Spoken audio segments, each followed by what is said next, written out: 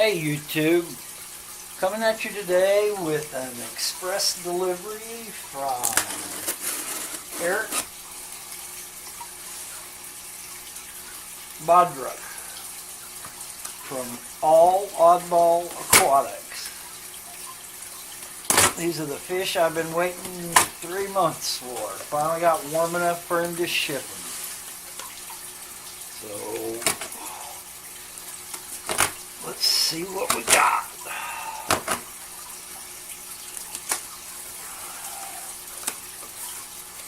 All Oddball Aquatics is one of the better fish shippers in the country. He carries some of the most unusual fish that you will find. Jeff Rapps. There's lots of people out there that ship wild caught and strange fish, but Eric does quite a few of them.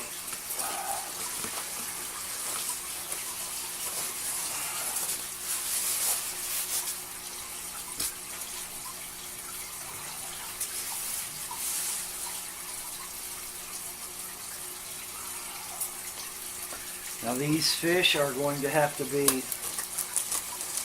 acclimatized, kind of like I did my shrimp.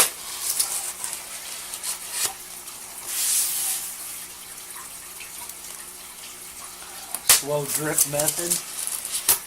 So we'll get them out of the box, make sure they're alright, show you guys what they are.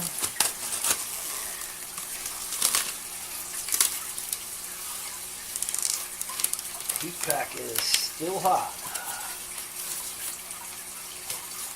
This was 1-day priority shipping. There's Eric's card.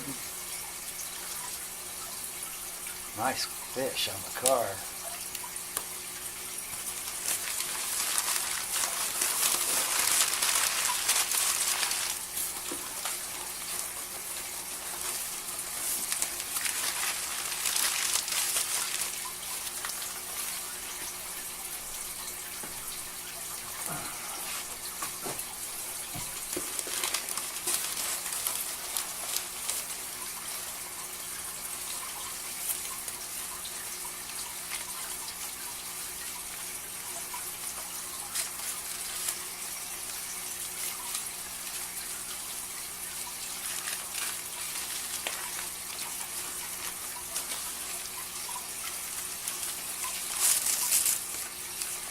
Always exciting to get new fish in.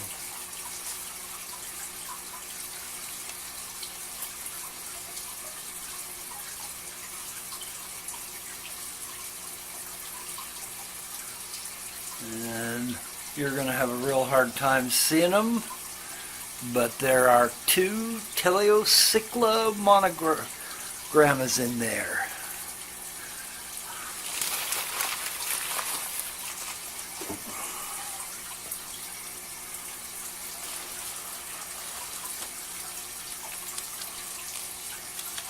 Teleocichlas are probably related to chinchillas. They're micro predators. Now these actually hail from the Xingu. I wanted Rio Tapajos, but I looked and looked and looked and never could find them.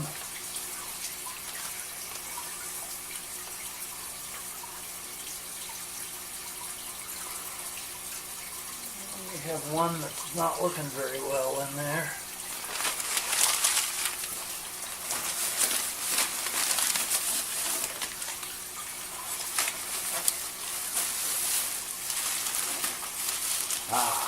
There were 3 in one.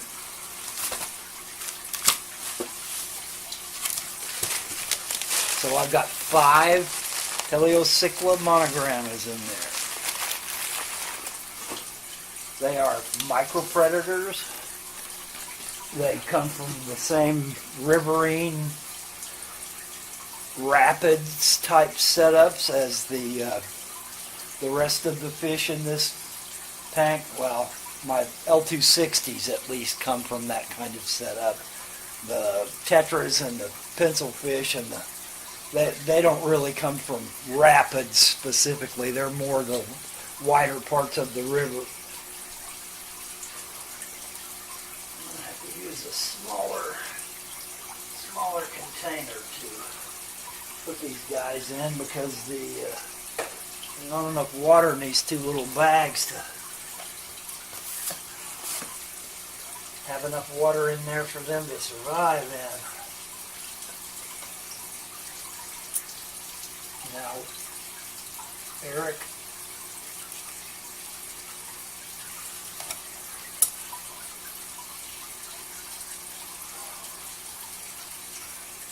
Eric suggested that I drip acclimatize these.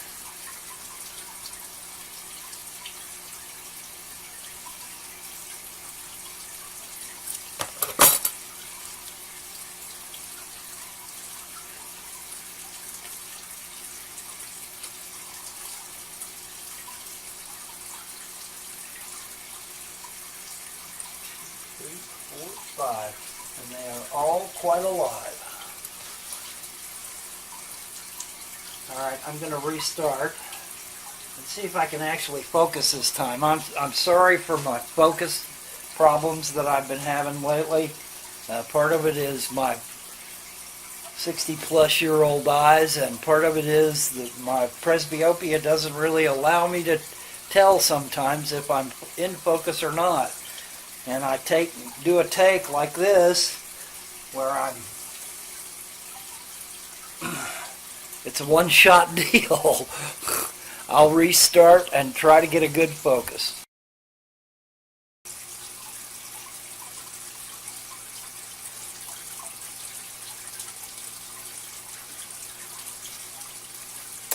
Alrighty, so what we're going to try to do here is slowly drip feed water into this so that the fish have a chance to acclimatize. There's not that much difference between my tank water parameters and the parameters he gave me, but let's see, let's run some tests on his water.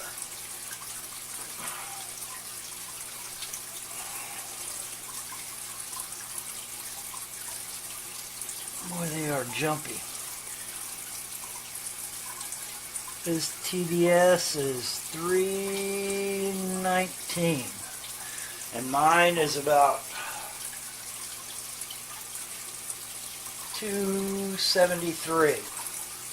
So there's a slight difference in TDS. There may also be a slight difference in pH also.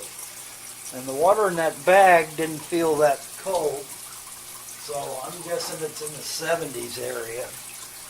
And what we need to do is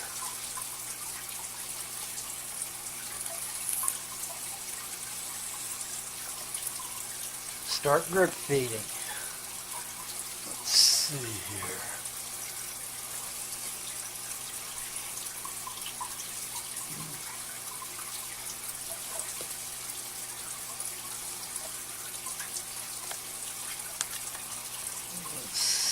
Like it wants to stay in place this time for me.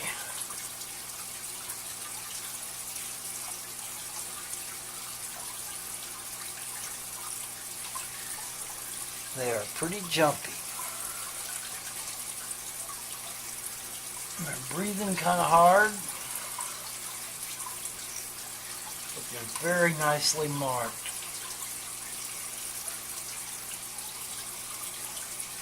Now, Teleocichlas are a type of fish that is not as well understood as a lot of others.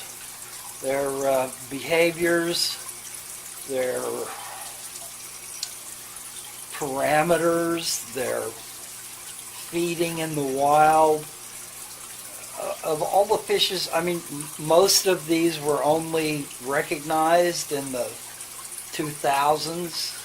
So Sven Colander, who I pestered many times, actually named most of them, I think, in 2008, most of them were classified. So they've been collected before that point, but no one really did the taxonomy and the work on them. And they're cichlids in the sense that a chinchilla is a cichlid, but they're very small.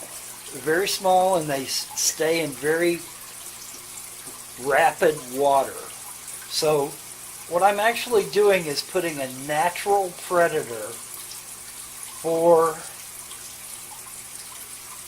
my plecos in with them. Now, this could turn out to be a disaster, or it could turn out to be just fine. It's one of those kinds of things that you do. My intention in doing this, besides the fact that I want a cichlid to keep, is that my tetras, and specifically my lemon tetras, are so dominant in this tank because they're the only ones that are big enough and mean enough to do whatever they want, and there's nothing to stop them, that I want to put natural predators in the tank so that the tetras tone it down a little bit, so that every time I put food in the tank, the tetras don't automatically voraciously eat it all. I want there to be something in the tank that they are concerned about, that they have to pay attention to, that they're afraid of, so that they school away from all the food sometimes. And this is my choice. I wanted something that was a micro-predator that wasn't going to eat everything in the tank. And these will go, the males go up to about 5 inches fully grown, and the females end up around 3 inches. So if I were to guess here, I'd say I've got 3 males and 2 females, or possibly 2 males and 3 females. But it's very, at this age, it's impossible for them to be sexed. You're just guessing that the growth rate of males is faster since they get larger, and you're just going on the hope. There's not a whole lot of keys to sex a juvenile Teleocichla. These fish don't have the normal swim bladder swimming motion that most fishes do. They are mostly bottom dwelling fish. They inhabit caves and dark places, but they need swift current and they need high oxygenated water. So they fit the bill, and they run at about 80 degrees. That's what the Xingu and the Rio Tapajos run at in normal temperatures, is about 80 degrees. And even the rain, when it falls, is not that much cooler in the large volume of the river. So they fit this tank perfectly. Now, whether their behaviors and their actions will fit the tank perfectly, we'll see in another 3-4 inches, because they are very young juveniles right now. I hope to have them grow and breed and get along with my plecos and cow my tetras. And I'm going to let them acclimatize for a while, and I'll get back to you later.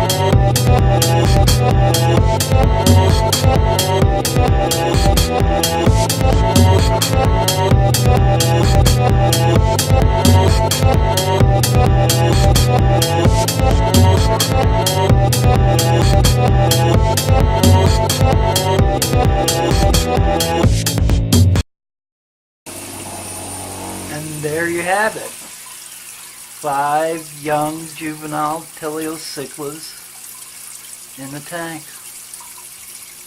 They seem to be doing wonderfully. I'll know better in a few days if they're going to be alright in here or not. My Tetris may bully them, but they're in, and they seem to be doing just fine. Good luck, YouTube.